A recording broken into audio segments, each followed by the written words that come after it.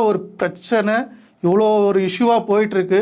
ஒரு கலவர பூமியாக ஆக்குறதுக்கு அவங்க எவ்வளோ பிளான் பண்ணிவிட்டு இது பண்ணுறாங்கன்ற மாதிரி ஒரு விஷயம் போயிட்டுருக்கு.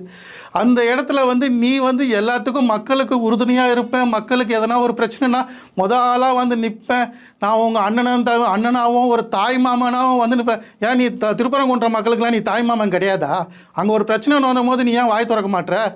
இந்த நிமிஷம் வரையும் நீ அறிக்கை விடுறதா? நீ அங்கே நின்று பண்ண போகிறது எதுவும் கிடையாது. ஒரு அறிக்கை விட்டுருக்கலாம்ல, இது மாதிரி அங்கே ஒரு பிரச்சனை நடக்குது, இந்து மக்கள் ஒரு அமைதி காக்கணும் அப்படின்ட்டு ஒரு அறிக்கைனாச்சும் விட்டுருக்கலாமே. நீ எதுக்குமே வாயும் திறக்க மாட்ற, எந்த ஒரு விஷயத்துக்கும் ஒரு சப்போர்ட்டும் ஒரு நல்ல விஷயத்துக்கு எதுவுமே பண்ண மாட்ற. ஆனால் ஊடகங்கள் மீடியாவை நம்பியே நீ அரசியல் பண்ணிகிட்ருக்க.